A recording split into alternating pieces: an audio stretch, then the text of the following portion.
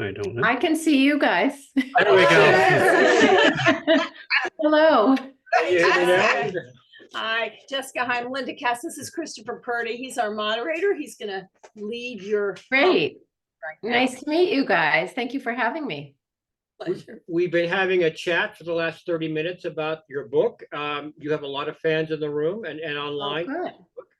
And one thing that I think we can all agree to start is everybody was very, very impressed by the amount of research you did, because the place, everything rang true about the historical surroundings from, I mean, I don't remember Iran in 1953, but to me, everything was very, very convincing. And I'm curious to know what your process is is it just simply just researching it, or?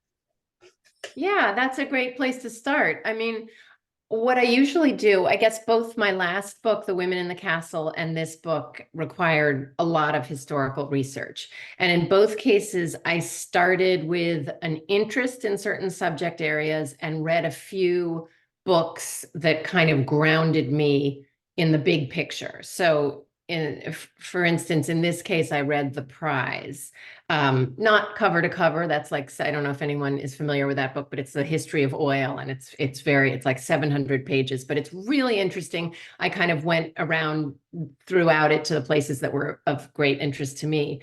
I also read a book called Legacy of Ashes about the early CIA. And after kind of grounding myself in the general big picture, then what I do is I start coming up with the characters and thinking of the sort of the plot and the story. And then it becomes a process of writing and researching at the same time, because I find that I'm sort of writing my way into different little corners that make clear to me that I need to do more research. And something that I always think is kind of interesting and that I've reflected on is that as a writer of historical fiction today, I have so many more tools at my disposal than I would have, 50 years ago or 100 years ago, not only in the access to books that I can, I don't even have to go to the library to go into the card catalog. You can look up what books you want to get and check out from your library at home or get from the bookstore, but also just the level of granular detail. So for instance, when I started thinking about Iran in the 70s and what that was like, I came across this YouTube video that was a documentary of the Persepolis Party. And immediately, I'm watching it now because you wrote about that. Yes, yes. Yeah, it was fascinating. And immediately I have this level of access to things that are really specific. Like, what did the drapery on the table look like?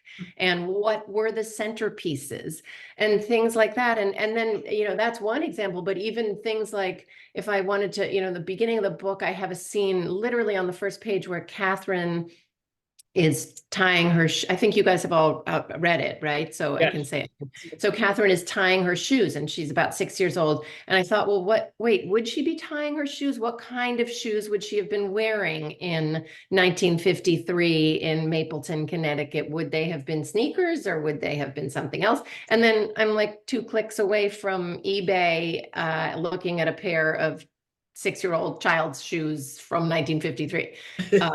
So it's a pretty amazing resource in terms of getting across a real feeling of place and time. Do you enjoy that kind of voyage, that kind of research? And do you enjoy, is historical fiction your heart, or is it just something that you've fallen into lately and now you're moving on? Yeah, no, it is. I mean, I think of history as, first of all, I really like the research. I can go down rabbit holes and some of them are productive, some are not, but I love that process. But I would say historical fiction to me is really, I think it's not surprising that this is my 4th book and my 3rd book was The Women in the Castle. I think it's not surprising that as I've gotten older, I've gotten more interested in historical fiction because it's a way of better understanding the world.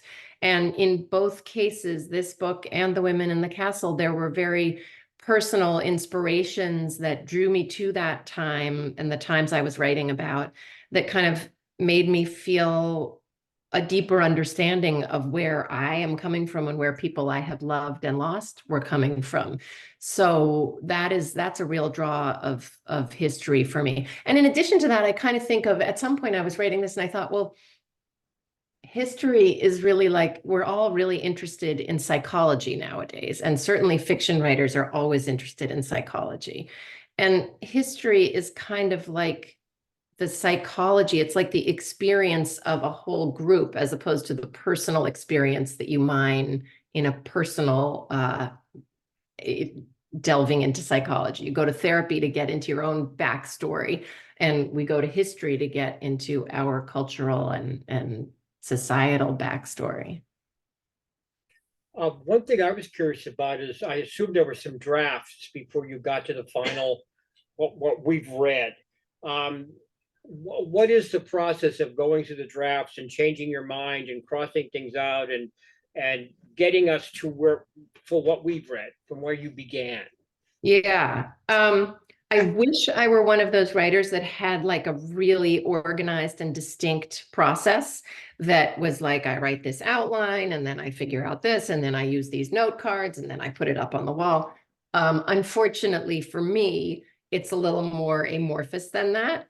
But there were a lot of drafts, and what tends to happen, I guess, in as much as there is a process that I can sort of recognize from book to book, I tend to feel like I write the first 100 pages really fast. Not, I mean, for me, fast. This book took me 7 years to write. The Women in the Castle took even longer. So fast is like I write the first 100 pages in like 5 months or something.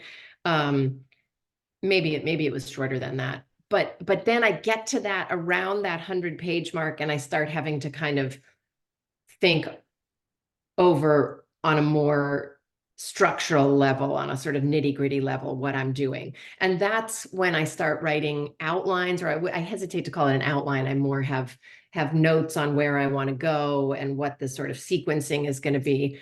But then beyond that, I do draft after draft. And for instance, this book, I had started with the concept that it would be framed by the present. So the way right now it starts in the early 50s and moves up toward the sort of alternate present near future. I had originally thought and written a draft in which that present blackout at Last House is actually where you begin the book. And then you go back and then you come back to that, it's sort of like on either side. So there were a lot of drafts and a lot of evolution toward what the story I really wanted to tell was. I always have some scenes that I'm thinking about and wanting to write toward. And those are kind of like place markers that help me find my path. But the path itself is a little like it's different. Is Catherine at the end of the book, when she's telling the story in the first person, and I guess she's a grandmother, is she today? Yeah. Okay. Yeah. I think of her as and I liked writing from her point of view there because I felt like it gave me the ability to look at, you see her as a young woman, and you sort of, especially sort of the evolution I was most interested in, I guess maybe because I have 3 kids and I'm a mother and I have 2 daughters, I was really interested in that relationship and how it transformed. And I liked having her as a young woman have all these ideas about her mom, and she's very dismissive of her, and she thinks Bet is so old-fashioned and not with the times. And then you see her as a grandmother kind of looking back the way I think we often do at the things we thought when we were younger. And she's sort of thinking, wow, my mother had so much more to her that I didn't appreciate. And I wish I'd asked some of these questions. And that to me, I liked having that span of time to be able to get into that. Anybody want to ask a question? Or I have a question. So, Jessica, did you have the concept of Last House in the very beginning? Was that kind of a core thought that you then, wanted to work from? Yeah, I would say the two core thoughts that I was working from right from the beginning were a house that was an escape for each of these generations, and that is Last House. Um, and Last House itself was sort of inspired by a house I grew up going to in Vermont that belonged to my grandparents, who bought it in the late 50s or early 60s. I can't remember the exact date. But I grew up with this sort of a sense of like excitement about the remoteness of this place. And whenever we went, it's like dirt road to dirt road to dirt road.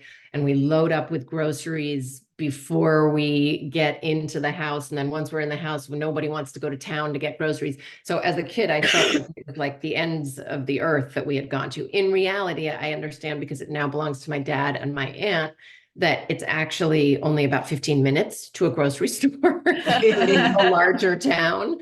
But you know, that's not what it felt like to me as a kid. So that feeling was interesting to me and was kind of a guiding principle, because one of the seeds of inspiration for this book came from a conversation I had with a friend maybe about 10 years ago when I was working on The Women in the Castle. And I was heading up to my family's house for a weekend or something with my own family. And I mentioned this to someone, and she said, "Oh, you're going there. Isn't that the valley isn't that the the valley that's rumored to have all the old CIA guys? Isn't that where they all go to retire?"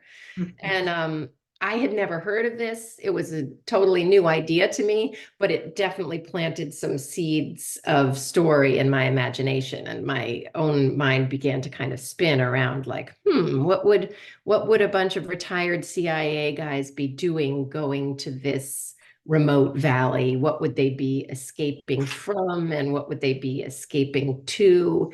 And yeah, so that was an initial seed. And then I knew I wanted to keep bouncing different characters off of Last House in the different generations, and think about in each case what they were escaping from and to. Mhm.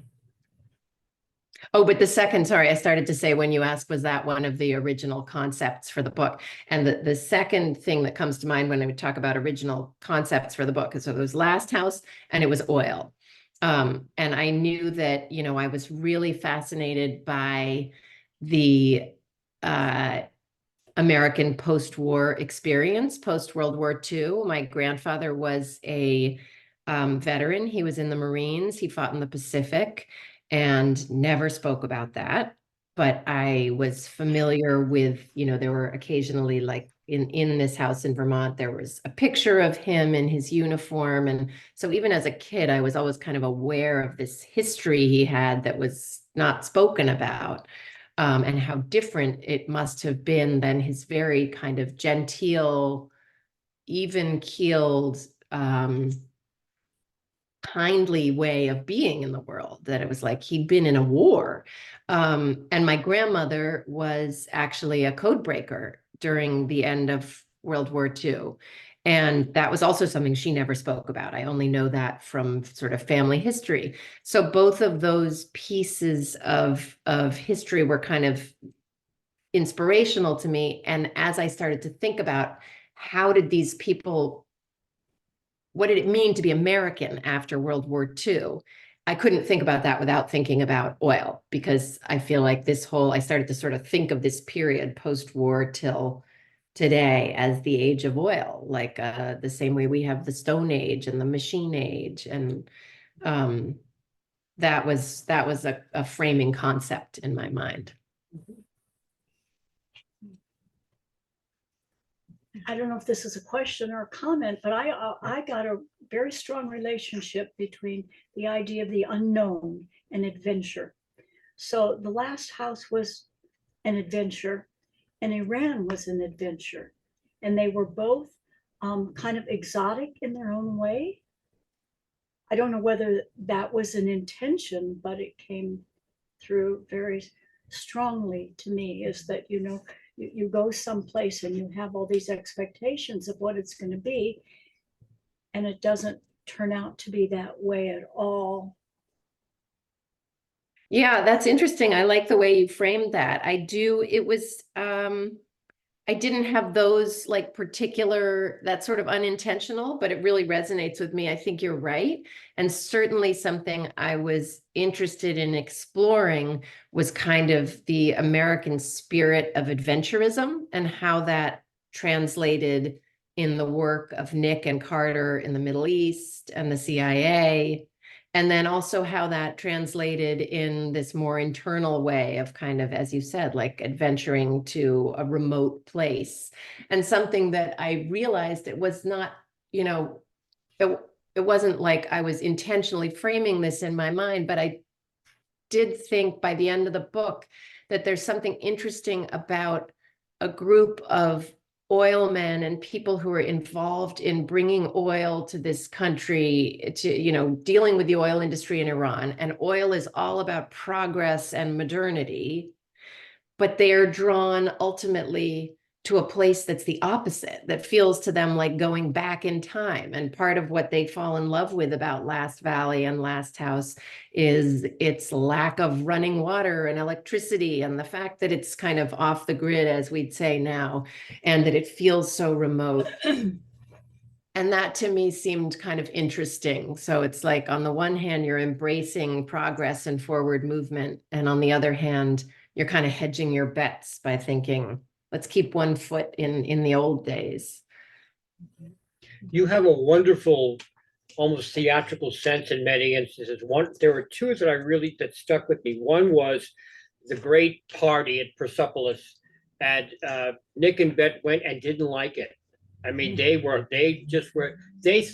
was built up. I mean, this is his profession. I mean, he's entitled to be invited to this with all the movie stars, and they don't like it and they don't stay. And I thought that was very, very convincing. That made sense. You made that make sense. The other one that I really thought was great was earlier in the book, and I shared this early before you joined us, was the reference to the Rosenbergs in 1953, which Nick sort of had the FBI party line, and Bet did not. You started to see a little bit of a fissure, a little bit of a, well, I don't think you're right, Nick, or whatever. She was starting to really come out of the wife. Yeah. Yeah. Well, I was really taken by the story of the Rosenbergs and how that played out in its time. And again, the internet and the research that you can do, it's like I'm one step away from seeing all these newspaper headlines from that time. And I really thought, like, what a violent and extreme story to be kind of dominating people's lives in that moment, and people were listening to this happening, the verdict being told on the radio, and it made me also really aware of how very frightened people were of communism in a real way. That I think as a kid, I'm in the generation, I grew up in the 80s, and yes, it was still Cold War and Ronald Reagan was president. But by the end of the 80s, there was sort of this sense, especially among the people I was kind of hanging out with, my parents were fairly liberal, this idea that the whole threat of communism was really overblown and really radical and kind of wrongheaded. And in fact, once I started reading about it, it was like, well, there actually were a lot of communist spies in the US government. And the Soviet Union really was at that time period rolling into Eastern Europe and taking over countries. So it didn't feel it didn't feel overblown. It felt very realistic. And there were there were a lot of people in the US government who were really concerned about, for instance, the Soviet Union rolling into Iran and getting hold of all that oil, and then the balance of power being tipped forever. And I became really interested in just thinking about that and what it would have felt like at the time. And I liked thinking, to your point, of Nick, kind of, he's more embracing of that. And he's like, he's been in the war and he has this existential fear and is sort of like, yes, we have to battle that. Whereas Bet has been at home and she is a little more skeptical and a little more, she feels for Ethel Rosenberg and thinks, how could we be executing this woman?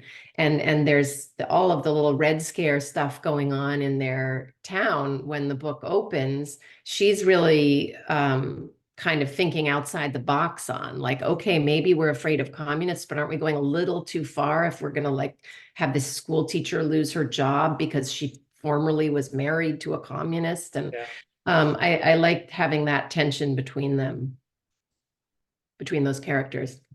It showed us their marriage in a more detailed way, a very interesting way.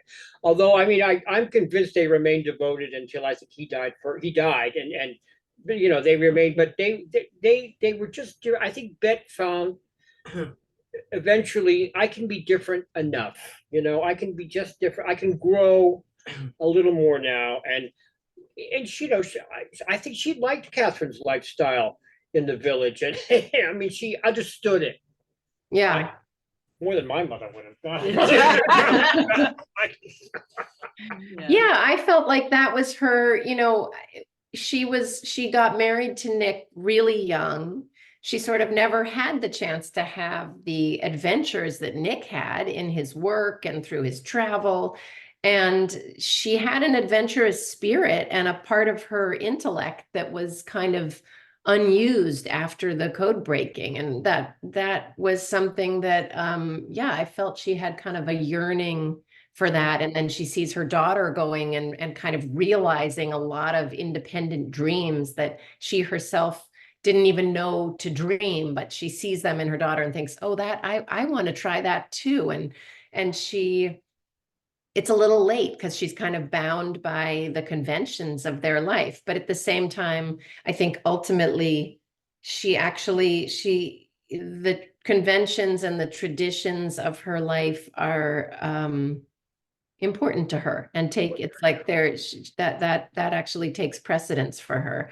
And I thought that was, you don't often, I feel like we read so many books nowadays about, I mean, there are a lot of dark books. I just finished The Bee Sting. I don't know if anyone has read that. It's a big family saga. I loved it, but the characters are not good people really, and you're really kind of repelled a little bit.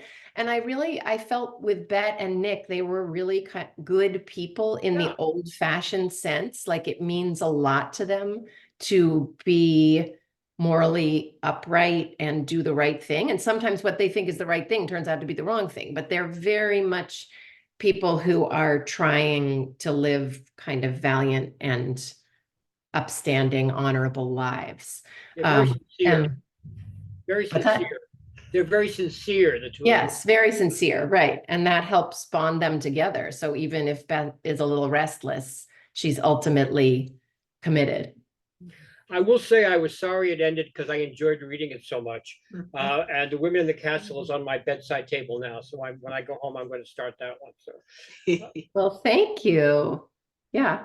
That brings me to a question of talking about moral uprightness and doing right and wrong, to the use of Carter in the book. Mm. And how you envisioned him, because it's very difficult in reading the book and knowing whether we love him or hate him, at least for me, or not hate him, dislike him, or don't approve of him. And his relationship with Bet, but his relationship is as also the unknown and kind of the exotic, the romantic figure. He has a lot of roles, and I was fascinated by him. So I'd like to hear a little more of well, I think of take on him. Yeah, I think of him really ultimately as sort of an arranger of disorder. Like maybe every book has some character who's kind of an arranger of disorder, or anyway, books I like tend to have that. And I really pictured him as somebody who, if he walked into the room right now, you would all be charmed and delighted by his presence. He's really charismatic. He's funny. He can be self-deprecating. He's likable, like very likable. But ultimately, he doesn't have that sound moral compass that certainly Bet is looking for. And Nick also. So I thought of him kind of, yeah, as this arranger of disorder and as a little bit of the embodiment of that spirit of adventurism and kind of excitement and the next thing taking priority over more reasoned, maybe less exciting, but steadier paths. That's great. Yes, he certainly stirred it up. You stirred it up, yes, yes. Yeah, well, every book needs somebody to stir it up a little. That definitely needed somebody to stir it up. This is more a comment than a question, but I was really impressed and enjoyed the story of the romance between Brent and Catherine and all the ups and downs and difficulties of that. But the importance of that relationship for Catherine's growth, you know, sort of becoming an adult. And Oh, did I lose you? the carpenter. But I, you know, just wanted to thank you for that. I thought that was wonderfully done and really important contribution that I think I can't really think of any other story that has such a, you know, an account and a character as Brent. Yeah. Oh, good. I'm glad. I know I liked him a lot too. And I liked him as the kind of author of this chapter of Catherine's life. Like he gives her the introduction and lets her in and invites her into this world that she becomes a part of. And I also liked how they kind of are foils for each other, and he sort of holds a bit of a mirror up to her, very sheltered and in many ways kind of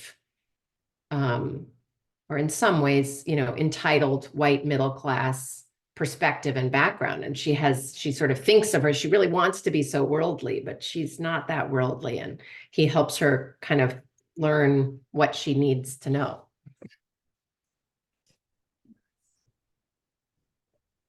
Anybody else? It's a great book. Oh, well, Nobody thank you. asked Enjoyed- about whether it was an accident or a suicide. Oh, yes. Oh, we were wondering about Harry and the bomb. Oh, And yeah. we were wondering if he committed suicide. Oh, wow. No, I did not think Okay. that. No, but Okay. that's interesting that you read it that Nobody way. else did either, only I did. Okay. Well, I mean, you know, he is sort of a tragic figure. I can see why you had that sense. I did feel like he was a searcher, you know, he was certainly very defeated by he had really wanted to go to Vietnam and that didn't work. But I definitely didn't think of him as suicidal. I do think of him as a big risk taker in a the opposite of Carter type of way. He is really morally centered, but he's a little like his sensitivity kind of can draw him in to things as it does here, tragically, that are beyond what he imagined. Okay. Are you Yes. well Do we into have a time new? for another question or no? We have just a couple of minutes. Did you think of this as a climate book? You know, Such a good question. Yeah, these are great questions. It I is. don't like to think of it that way, but I guess it is sort of. I mean, I know there's this new like cli-fi idea, climate fiction. Oh, you're looking at I can't see that. But is Yes. it I the mean, list of just at products. The list. very Yeah. beginning of list the of list things, of yeah. everything that he Yeah, has. filmed. yeah. I mean, How I the thought of happened. it, I guess, you know, when I started writing it and thinking of it as being wrapped in that frame, it was more traditionally in a sort of climate fiction idea. But then what I realized I was so interested in really was the arc of like the beginning of the age of oil, when oil felt like progress and promise, and kind of tracing a story of characters following that until today, where oil, to my children's generation, it's a dirty word, you know. So I guess you know, that is climate related, but my interest really lay in the sort of the story, the journey from the beginning and the bright, exciting trailhead to where we are now, rather than, I think most climate fiction is more like kind of dystopian pictures of the future. And that was not what I was interested in. I hope it felt hopeful because I felt in writing it that I felt hopeful, and I ended in a place that I really more wanted to be exploring the uncertainty that we all feel to some extent today, and that sense, you know, that we all had that in the beginning of COVID, where it was like, is this a big thing, or are we all gonna, is this the plague, or how does this, we don't have history to tell us yet what this means. And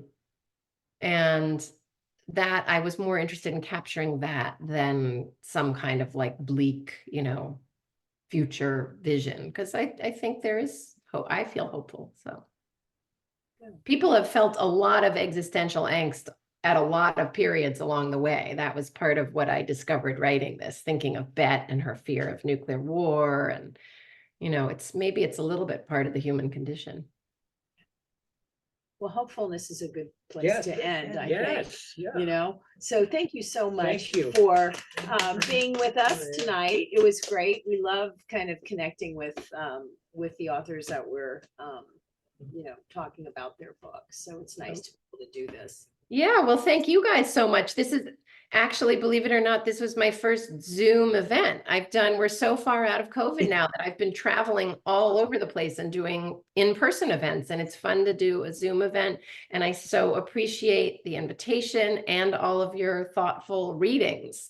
That is, you know, what writers live for, is to have conversations about the work and have it exists in your head, it exists in my head. In that intersection point that's interesting. Thank you again. Thank you Thank very you. much. Thank you. All right. Well, thank you so much. We look forward to your next book. Oh, good. What Okay. can I ask what you're reading next? I'm curious.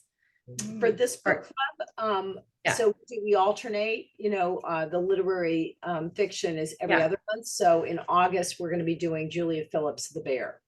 Ah, okay. I haven't read that yet, but I've heard. And it's not coming out, it's coming out in July. end of June. Oh, end of June. Right. Okay. Interesting. Yeah. All right. Well, thank you so much for having me. Thank you. Take care. Bye, Good night. Jessica.